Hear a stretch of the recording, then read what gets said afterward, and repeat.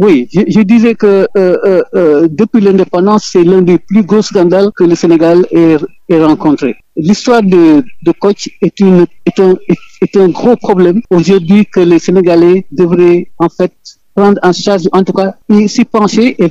y réfléchir. Parce que moi, d'après ce que je comprends, cette affaire-là a des ramifications insoupçonnées à tous les niveaux. Quand on vous dit qu'il y a des personnalités, des anciens ministres, et peut-être même des ministres et de grands responsables qui sont impliqués dans cette affaire-là, mais je crois qu'aujourd'hui, il faudrait qu'on s'aide et qu'on réfléchisse à ce qui se passe aujourd'hui dans les réseaux sociaux et dans Internet. C'est devenu, je crois, un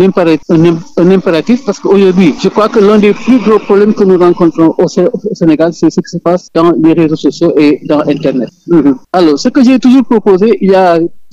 presque 10 ans, c'est que les Sénégalais doivent s'arrêter et réfléchir donc sur la question. Parce que moi, je crois qu'aujourd'hui, il y a des drames qui vont survenir quand on saura exactement ce que ça contient exactement cette problématique de Kocc Barma. Parce que d'après ce que je comprends, Kocc Barma a dû embarquer dans son histoire beaucoup de monde, hein, mais 5000 vidéos, mais c'est une catastrophe. On ne sait pas qui est impliqué et qui n'est pas impliqué. Aujourd'hui, tout le monde a une raison d'avoir peur, hein. Ouais, parce qu'on ne sait pas qui est impliqué ou qui n'est pas impliqué. Ce qui fait que moi aujourd'hui, ce que je demande, c'est que l'État doit prendre en charge encore effectivement ce qui se passe dans les réseaux sociaux et dans Internet. Parce qu'il y a des dérives qui sont en train de survenir. Et moi, je l'ai toujours dénoncé, mais aujourd'hui, tout le monde se rend compte que ce que je disais il y a 10 ans est arrivé. Aujourd'hui, à tous les niveaux, on est de potentielles victimes des réseaux sociaux et de Internet. Et je voudrais que les gens y réfléchissent davantage. Waaw, man maa ngi tudd monsieur Amadou Moustapha Gaye, man maay président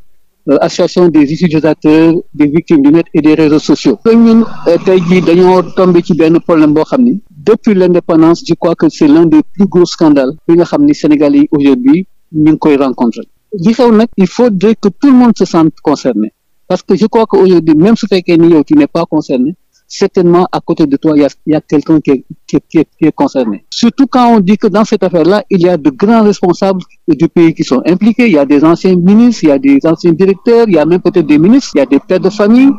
Ce qui fait qu'aujourd'hui, moi, je crois que cette affaire-là, l'État devrait vraiment essayer de le prendre en charge totalement, jël ko en charge totalement, parce que man yaakaar naa ni li nekk ci biir yëpp bu gënee daanu gis loo xam ne kenn mësu ko gis Sénégal. Te tey jii réew mi toll na foo xam ni li fi xew buñ ci dollee yu mel ni xamuñ sax ñu fan lañ jëm. Alors moi je crois que c'est l'occasion, c'est vrai de féliciter les services de sécurité qui ont pu en fait démêler, en tout cas mettre un terme, en tout cas pas mettre un terme, mais mettre la main sur le supposé responsable de cette affaire-là. Qui selon ce qu'on raconte est Kocc Barma. Waaw, c'est-à-dire li may ñaan mooy que ñi nga xam ne ñoom ñooy responsable de réew mi ñu xam ni que tey Sénégal toll na ci foo xam ni ñoom ci seen bopp dañoo war a taxaw ñu jël question bi en charge parce que ñoom seen bopp sax tey ji ils sont fortement secoués par ce qui se passe dans les réseaux sociaux parce que soo gisee les dérapages et les dérives ñi nga xam ne ñu ngi koy teg seen kaw déjà ak ñoom ak ñeneen parce que li ma doon wax barki démb rek man lu mel ne saaga autant dama ko doon bañal ñi fi nekkoon autant dama koy bañal ñi fi nekk tey dérive yi nag buñ ko arrêté wu bu ëllëgee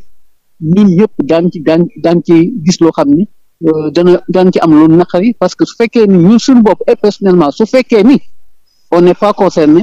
am na ku ñu jege wala suñu mbokk boo xam ne certainement bu lépp génnee ci dossier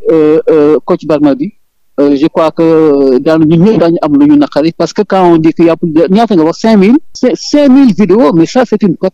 catastrophe. Kenn xamul kan moo nekk ci 5000 vidéos yi loolu nag aussi c'est le lieu encore une fois d'appeler les jeunes, surtout les jeunes, parce que li xew sax du jeunes yi rek même mag ñi tey ji dañoo impliqué ci affaire yi xew ci internet.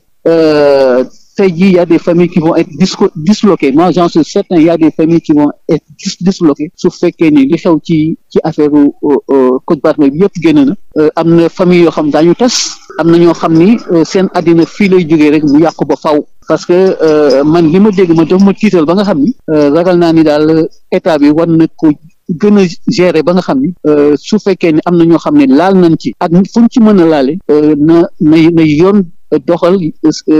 liggéeyam ci ñoom te man li may dem mais c'est possible parce que su fekkee ni moom ay nit la ko seqaloon loolu mooy problème bi su fekkoon ni moom rek la tey xëy na mais tey yi kenn xamul ramification bi fan la toll kenn xamul kan ak kan moo ci bokk loolu nag mu nekk loo xam ni sëñ bi vraiment ku nekk tey jii war nga seetaat sa bopp wala ku nekk war nga toog nga xalaat ni lii xew Sénégal tey nekk na loo xam ni bu lu ci deful attention daañ ci gis loo xam ne ñun ñëpp daañ ci am lu ñu naqari